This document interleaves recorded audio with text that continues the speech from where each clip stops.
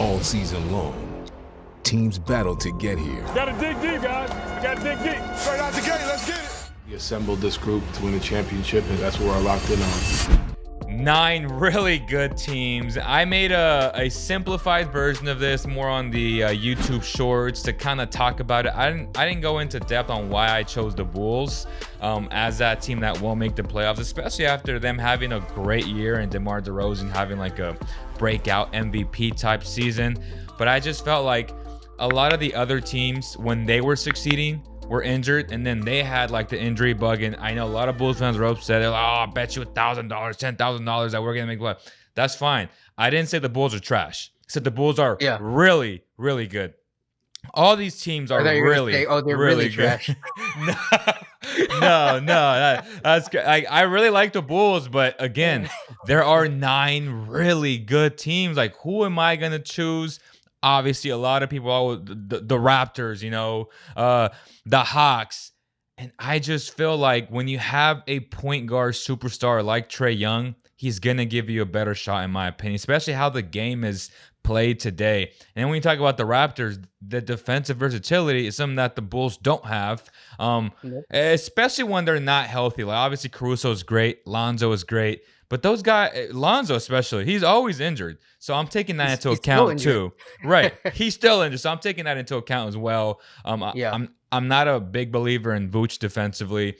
But yes, before I get into why I think the Bulls won't make it, give me a rundown of like 2 teams that you think are on the cusp of not making it out of those 9 teams. Yeah, so I don't have the post up in front of me. Right. I don't want to go too hot takey and be like, oh, well, like Brooklyn, but that's crazy. I'll tell you right. That's crazy. It is possible. It is possible. They are like the highest variance team. But I'll be reasonable here, and I'll say I agree. The Bulls are definitely one team, and you know what? Let's have a little fun. Let's actually say the Raptors. Oh no! I said, oh no. Gotta be real here. You know what? I will say there is a chance that Brooklyn doesn't make it because there's too many what ifs, and if there are any injuries to those top 3, as we saw last year, they might be in trouble. So there is a chance that they may not make it. So give me the reason why you think the Bulls are on that cusp, even though they had a great year last year. Right. So Lonzo's out for probably what looks like it's going to be, let's say, a month at least of the season, to at least. I checked his injury history for the last couple seasons. It was like 38 games. Like, this guy can't even play half a season. And I really like his game. If you look at plus minus, box plus minus stats, and I'm not saying that those are the be all and end all of stats. Sometimes they can be noisy, but he had an impact on their lineups to the tune of something that would put them in the 96th percentile of all players. So when you're missing a guy like that, who is a primary ball handler, who is their best shooter, that's so insane. He's got he went by from, the numbers, like by the numbers. He's, I guess, but you got to give him his respect. He turned himself into a non-shooter, a bad shooter, into he shot basically almost 40%. I believe. I don't have the numbers in front of me. But if the game's on the line, who are you leaving open if you're a head coach? Sure. Zach LaVine or Lonzo Ball? I'm gonna let Lonzo shoot the ball and beat me. Like, if he beats me, I take my hat off to him. No. So I look at it as there are guys that get you there. It's like a company, right? You have guys or CEOs that will get you from point A to point B, but that doesn't mean that they can take you to an IPO, right? 100%. And he's one of those guys that can get you maybe to the IPO, but then you need someone else to bring it home. So, yes. Okay. In terms of the Nets, I mean, you made me take 2. So, but again, is Ben Simmons a couple questions? Let's start with Ben Simmons. Was his back stuff legit? Okay, he got surgery, so you would assume it is legit. I don't think people are going to go under the knife for anything to do with their spine if it's not legit. Okay, probably a little bit of psychosomatic symptoms there, so leading into the anxiety. anxiety stuff, it doesn't usually, go away after 2 days or anything like That's that. true. So is he over it? Is he ready to play on the big stage? I don't know. Is Kyrie going to be committed for an entire season? And That's the not just biggest go question and mark. party or have, a day to himself? Look, all respect to that, but it some people want to win. Some people need the game. For some people, the game is their sanctuary. And for those two guys that I just named, I don't know. Plus, they threw their whole coach and organization under the bus. And so they are going to be, if you're talking about what team is going to be highest variance, most spotlight, all that kind of stuff, it is the Nets. 100%. 100. So to just kind of bounce back on the Nets, right? I agree. Highest variance, they can be the best team in the Eastern Conference without question, but they can also not make the playoffs. Like, that's how much of a wild card they are because of all the things you just stated. And to me, the biggest thing without question is Kyrie Irving, and the fact that he's such a huge question mark. But at the same time, he's box office. He's a legit superstar when he's playing because he's that good. He's that guy. So my philosophy is I'm going to bet on talent 1,000% of the time. And when it comes down to 8 teams making it, they are without question one of those teams that will make it. There's no if, what's, or buts about it. So I'm going to choose them over the Bulls any day. And again, so if I had a second team besides the Bulls before I get into the Bulls, it's the Hawks, right? I like the Hawks.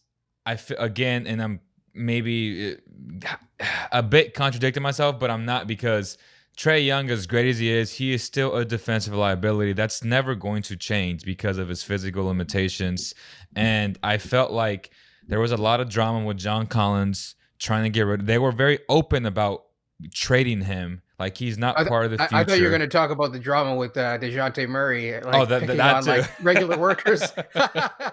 We got Murray out here bouncing basketballs on people's heads. Something wrong with that man. Like, is he okay? Like, you're right. So, and then we don't know how that duo is going to click in terms of. So we've seen it work with a guy like James Harden and Chris Paul, 2 guys that control the basketball. It worked out. Will it work out for these two? And to be fair, is that Chris Paul, and DeJounte are very different players. To some extent, they have similarities, right? They're both very good mid-range basketball players. Chris Paul is a point guy, a much better passer, but DeJounte is the supreme defender. So there's differences, but I do see it working.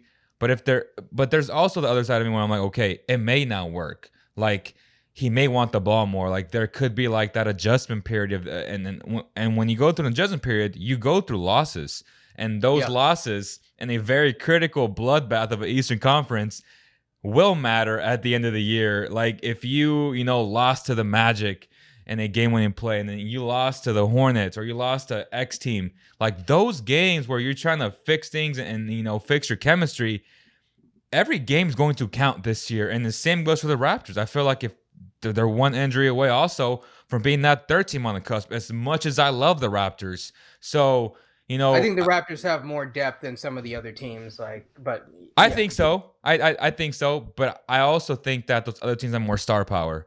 And at the end of the day, like, when you talk about star power, as much as I love Siakam, can I push back a bit? I don't put Siakam on Trae's level. I don't put Siakam on KD's level. And Siakam is like, and I'm the biggest, Robert, I don't know about you, but they are very critical on Siakam. And I've always defended him from day one. I'm like, just relax. He just came back from, all this stuff that he went through with Florida and yada, yada, yada. So, and I'm the biggest fan of Siakam, but at the same time, he's not on that, tier 1 level of stars. I think to be a star, and I think Siakam, I would say, is an emerging star. And I'm not trying to make it about the Raptors, actually. Sure. But you did say star power wins out. Last time I checked, the Nets were not supposed to get swept, right? They were supposed to pass the ball. They were supposed to, they had all of the talent in the world to get through and beat the Boston Celtics. They definitely weren't supposed to get swept. They got swept. They got swept by a practicality of a mistake. They got swept. In game 1, though. Swept. A sweep is a sweep, right? Not really, because say they win that game, they still lose the series 4-1. Okay, they definitely weren't supposed to lose 4-1 either. Oh, So, well, to be honest, you know, Ben Simmons wasn't playing. James Harden wasn't playing either. So last year? In the playoffs, yeah. But they still had KD. You're saying that they have KD, and you're saying that they have Kyrie. And you're saying those are the, because, like, let's be honest, Ben Simmons. So who was rebounding for them? With all of this stuff. So who was like, playing defense for them? Sorry? Who was playing defense for that team? KD. This is my point, right? KD was their It's best not fair though, year. because that team wasn't at full strength though. And the Boston is Celtics that it's were not though. all just talent, right? You need those other pieces. You need those elite role players. You need defense to be able to get through, and especially in the Eastern Conference where defense matters, where you have to get through guys. And Ben Simmons is arguably the best defender in basketball when he's healthy. When he's healthy and when he doesn't have mental health issues. Right. Which are that's my point, though. Big issues. So is he done? I don't know. That's why that's why I put them as my second team. If you're asking me honestly, yeah, the Nets are going to make the playoffs. I don't actually think so. Would the Nets have gone swept if they had 100% Ben Simmons? Of course not. Like if that. I think that the Nets probably would have won.